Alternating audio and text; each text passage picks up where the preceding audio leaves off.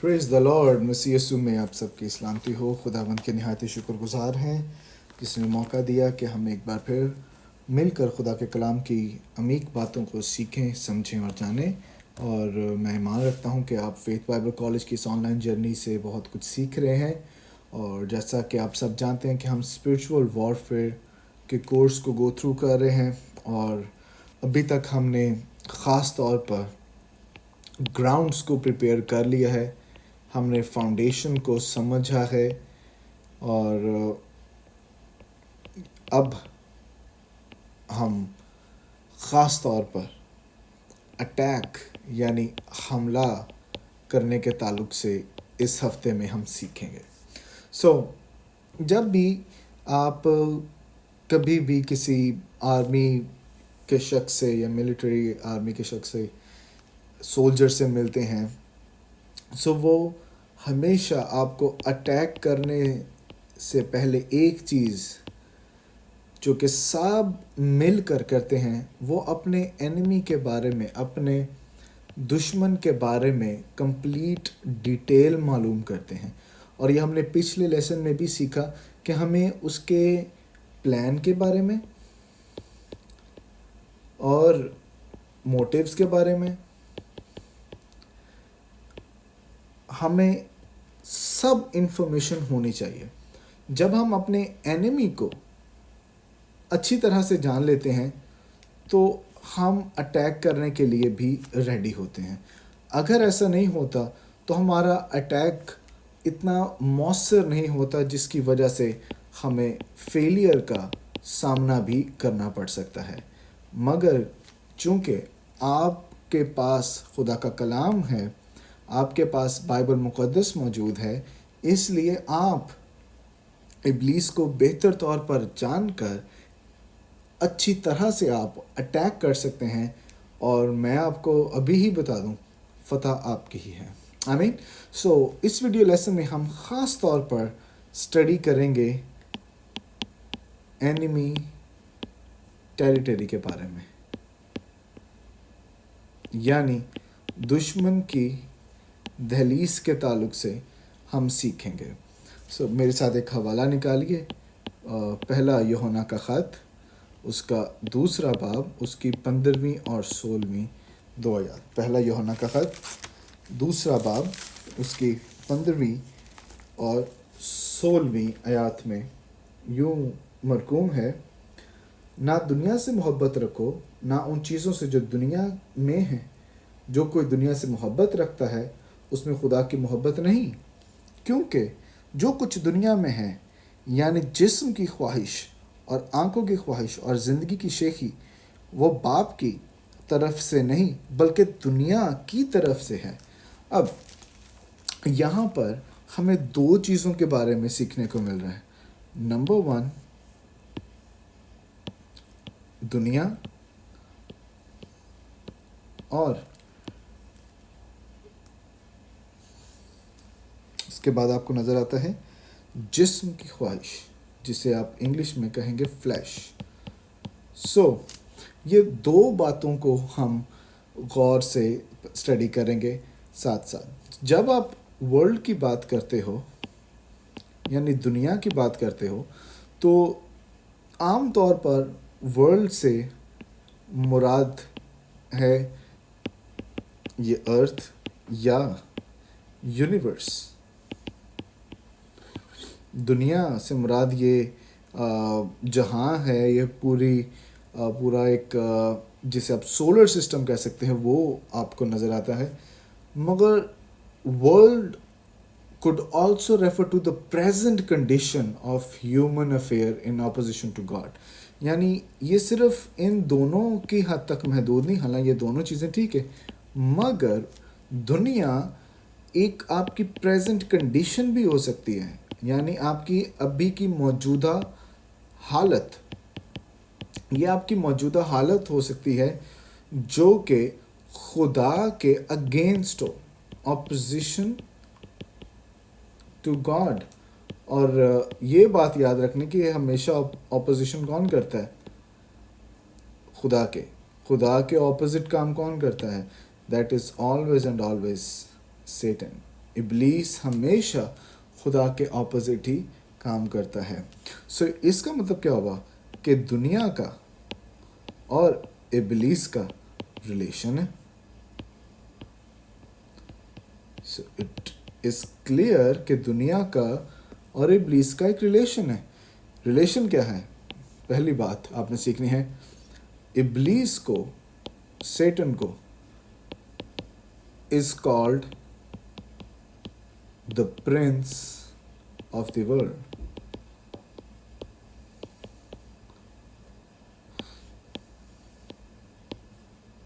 اب دیکھیے میرے ساتھ یوحنا کی انجیل اس کا 12واں باب اس کی 31ویں آیت. یوحنا کی انجیل 12واں باب اس کی 31ویں آیت میں ہمیں اس کے بارے میں اور سیکھنے کو ملتا ہے. تو 12ویں باب کی 31ویں آیت میں یہ لکھا ہے، اب دنیا کی عدالت کی جاتی ہے، اب دنیا کا سردار نکال دیا جائے گا. سے کہا گیا دنیا کا سردار. دنیا کا اور ابلیس کا کیا ریلیشن ہے؟ ابلیس کو دنیا کا سردار کہا گیا ہے. اسی طرح سے یوحنا کی انجیل اس کے 14ویں باب کی 30ویں آیت میں کہا گیا کہ دنیا کا سردار آتا ہے اور مجھ میں اس کا کچھ نہیں. اٹ آلسو ریفرز ٹو دنیا کا سردار کہ ابلیس دنیا کا سردار ہے. دوسری بات کہ سیٹن، ابلیس is God of this world. اب آپ کہیں گے کہ یہ کیسے ہو سکتا ہے؟ جی اس کے بارے میں ہم پروف کرتے ہیں. دوسرا کرنتھیوں کا خط نکالے میرے ساتھ، اس کا 4 باب اس کی 4 آیت کو ہم دیکھتے ہیں. دوسرا کرنتھیوں کا خط اس کا 4 باب اور اس کی 4 آیت. جی یہاں پر یوں لکھا ہے، یعنی ان بے ایمانوں کے واسطے جن کی عقلوں کو اس جہاں کے خدا نے اندھا کر دیا ہے. اب یہ ذرا نوٹ کر لیں، آپ اس کو بائبل میں بھی انڈرلائن کر لیں. اس جہاں کے خدا نے، this is a meaningful phrase. It means اس جہاں کا خدا کون ہے؟ الٹیمیٹلی کریٹر تو خدا ہی ہے، مگر اس جہاں کچھ پر جو ابھی حکومت زیادہ تر کر رہا ہے دیٹ از سیٹن. اور اس کی ریزن کیا ہے؟ اس کو ذرا اس کی ریزن بھی دیکھ لیتے ہیں. ریزن اس کی اسٹڈی کرتے ہیں کہ what is actually the reason for such condition. Well اس کی ریزن بڑی کلیئرلی ہے، آپ کو مجھے پتہ ہے، یہ پہلے بھی آپ کو یاد ہے. پیدائش کی کتاب پہلے 3 باب میں جہاں آدم اور ہوا کا ذکر ہے، آدم اور ہوا کو آزمایا جاتا ہے اور جس کی وجہ سے سن، گناہ اس دنیا میں آتا ہے، اور خدا خاص طور پر آدم سے مخاطب ہو کر کہتا ہے کہ تیرے سبب سے دنیا کیا ہوئی ہے؟ لعنتی ہوئی ہے. اور اسی گناہ کی وجہ سے، آدم کے گناہ کی وجہ سے انسانیت میں، ہیومینٹی میں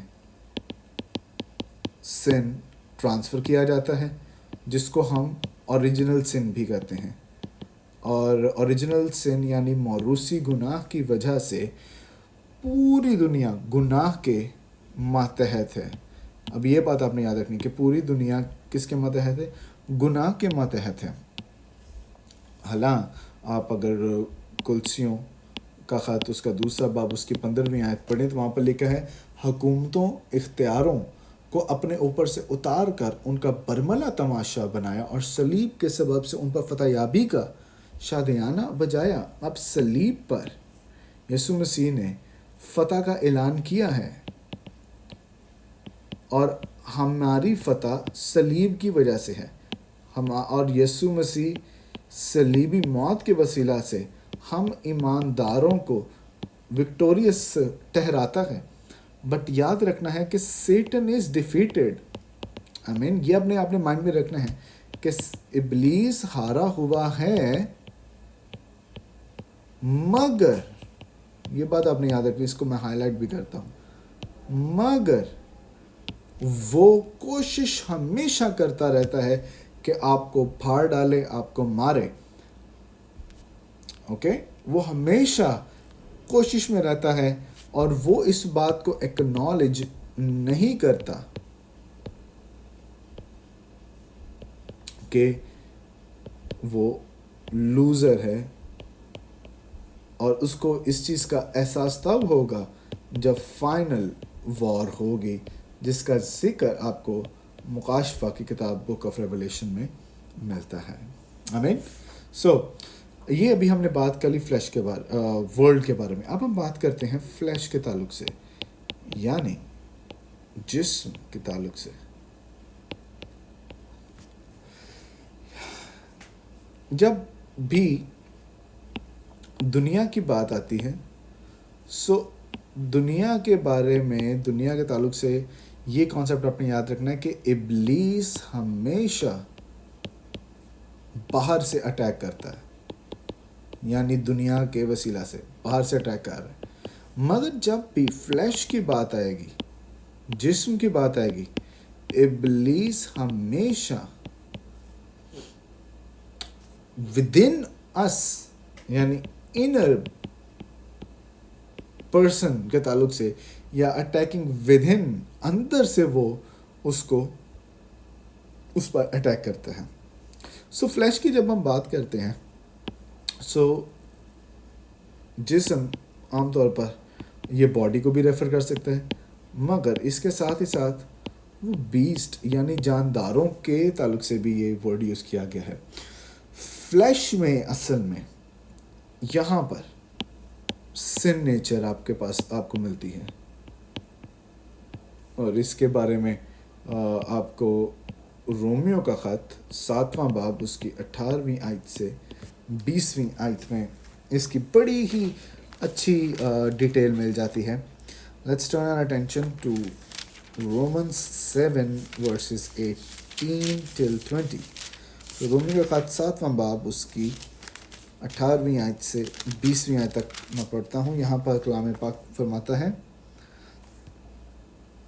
کیونکہ میں جانتا ہوں کہ مجھ میں یعنی میرے جسم میں کوئی نیکی بسی ہوئی نہیں. اب ذرا اس کو آپ ہائی لائٹ کر لیں. جسم میں کیا ہے؟ ڈفرنٹ کلر یوز کرتے ہیں. نمبر 1، کوئی نیکی بسی نہیں ہوئی، البتہ ارادہ تو مجھ میں موجود ہے. کہتا ہے ارادہ مجھ میں موجود ہے، مگر نیک کام مجھ سے بن نہیں پاتے. نیک کام بن نہیں پاتے. آگے دیکھ لیں جی. آگے کہتا ہے، چنانچہ جس نیکی کا ارادہ کرتا ہوں تو نہیں کرتا. نیکی کا ارادہ کر نہیں پاتا. اور آگے کہتا ہے اسے اور جس کا ارادہ نہیں کرتا یعنی بدی کا، وہ میں کیا کرتا ہوں؟ کر لیتا ہوں. اب بدی، وہ بدی کو کرتا کیوں ہے؟ It is because of the presence of sin nature, یعنی گناہ، موروثی گناہ، اس کو اردو میں ہم لکھ بھی لیتے ہیں موروثی، اس کو اچھا صاف لکھ سکتے ہیں، موروثی گناہ کی وجہ سے یہ سب چیزیں ہوتی ہیں. اور جب بھی آپ دیکھیں تو پولس کرنتھیوں کے خط میں بھی میں یہ کچھ ریفرنسز لکھ رہا ہوں، جیسے مکاشفہ کی آپ یہ ریفرنسز نوٹ کر لیں. رومیو کا خط اس کا 5واں باب اس کی 12ویں آیت، اور رومیو کا خط اس کا 3 باب اس کی 23ویں آیت. یہاں پر آپ دیکھیں تو وہ خاص طور پر کارنل اور اولڈ مین کا ذکر کرتا ہے. کارنل مائنڈ سے مراد یہ ہے جسمانی اور اولڈ مین سے یہ ہے مراد ہے یعنی پرانی انسانیت. اور یہ پولس خاص طور پر بتاتا ہے کہ it is all because of the fleshy nature of man. ٹھیک ہے، سو اسے ریپیٹ کر دیتا ہوں کہ جسمانی کام اور پرانی انسانیت، it is all because of the presence of the fleshy nature of man, جو کہ ہمیشہ اوریجنل سن کی وجہ سے ہمیشہ آپ کو گناہ کی طرف گامزن کرتے ہیں، اور اسی بات کا ابلیس فائدہ اٹھاتا ہے اور آپ پر اٹیک کرتا ہے، آپ پر حملہ کرتا ہے اور آپ کو نقصان پہنچانے کی کوشش کرتا ہے. آمین. So this is about knowing the territory of enemy, کہ ابلیس کس طرح سے کام کرتا ہے. ابلیس دنیا سے ہو کر اور آپ کے جسم سے ہو کر کام کرتا ہے، اور یہ وہ دو بڑی جگہ ہیں جہاں پر آپ نے لڑنا ہے. آپ نے آفینسو اور ڈیفینسو ویپنز کا استعمال کرتے ہوئے آپ نے ابلیس کا مقابلہ کرنا ہے. آمین. اگلے لیسن میں ہم یہاں سے ہی اس کو شروع کریں گے.